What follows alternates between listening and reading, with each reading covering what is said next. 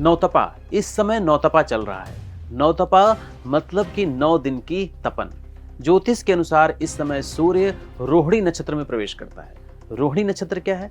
आकाश में जो चंद्रमा का पथ है उसको 27 भागों में बांटा गया है और उन्हीं भागों में से एक भाग जो है उसे हम रोहिणी नक्षत्र कहते हैं। यह मुख्य रूप से वृषभ मतलब टॉरस से संबंधित है और तारामंडल के एक चमकीले लाल तारे अल्डेबरान से जुड़ा हुआ है। भारतीय पंचांग और लोक परंपराओं में सूर्य का रोहिणी में प्रवेश मतलब तेज गर्मी, मौसम परिवर्तन, वर्षा के संकेत। इसे रोहिणी तपन या रोहिणी का ताप भी कहते हैं, क्योंकि इस समय भारत में गर्मी जो होती है वह चरम पर होती है।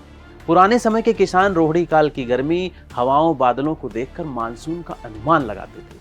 मान्यता थी कि यदि रोहिणी काल में अच्छी गर्मी पड़े तभी अच्छी वर्षा होती है और यह पूरी पारंपरिक कृषि जो थी वह अनुभव पर आधारित थी। लेकिन अगर हम इसी चीज को वैज्ञानिक रूप से समझें तो जो सूर्य है वास्तव में रोहिणी तारे पर नहीं जाता है, बल्कि यह केवल पृथ्वी से दिखाई देने वाली दिशा, लाइन ऑफ साइट का प्रभाव है।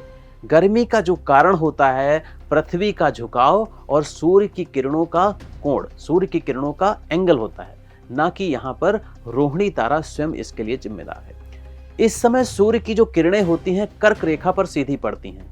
The sun appears nearly overhead around the Tropic of Cancer, so its rays become more direct and concentrated. Tropic of cancer पर जब सूर्य की किरणें सीधी पड़ती हैं तो बहुत ही तेज गर्मी का एहसास कराती हैं और सीधी पड़ने वाली इस गर्मी का प्रकोप हमें और भी ज्यादा इसलिए लग रहा है क्योंकि इस समय बादल बिल्कुल साफ है और गांव-गांव में भी पेड़ पौधों का सफाया किया जा चुका है। हर तरफ कंक्रीट के मकान हैं, कंक्रीट की रोड है, तो इसलिए जो हीटिंग हो रही है वह और भी ज्यादा हो रही है। ऐसे में जो लोग मेहनत का काम कर रहे हैं, खुले में काम कर रहे हैं, गर्मी में काम कर रहे हैं, सर को कवर नहीं कर रहे हैं, ठीक से पानी नहीं पी रहे हैं, उनकी मौत तक हो जा रही है। लेकिन यह जान लीजिए कि नौतपा के बारे में मैंने अभी तक जो बताया है वह एंथ्रोपोसेंट्रिक अप्रोच है, मतलब मानव केंद्रित सोच है। इसको अगर पर्यावरण और जैव विविधता की दृष्टि से समझें तो नौतपा जो है प्राकृतिक सैनिटाइजेशन, नेचुरल सैनिटाइजेशन का एक सिस्टम है।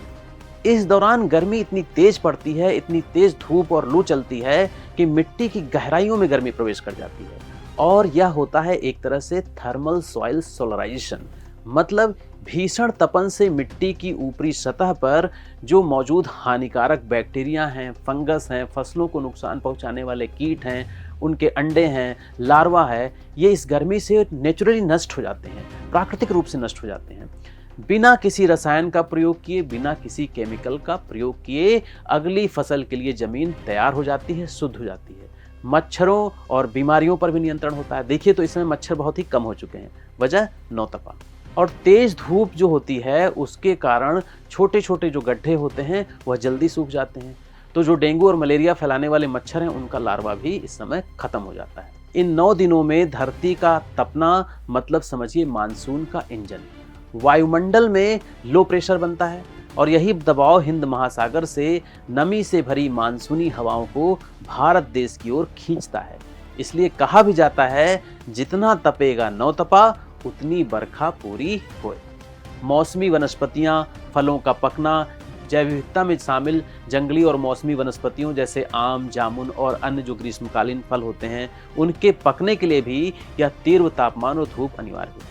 लेकिन हुआ क्या है, ये हमें ज़्यादा कष्ट क्यों दे रहा है, गर्मी हमें ज़्यादा क्यों सताने लगी है? क्योंकि जो हमारी पर्यावरण विरोधी जीवन शैली है, जो कंक्रीट पर हमारी निर्भरता है, इसने क्या किया है कि जो हमारा जो प्राकृतिक वरदान था उसको भीषण आपदा में बदल दिया है, प्रदूषण के संकट में बदल दिया है। और यही वजह है कि जो गर्मी हमारे लिए जरूरी थी पर्यावरण के लिए, मानसून के लिए, वही गर्मी हमारी मौत तक का कारण बन जा रही है।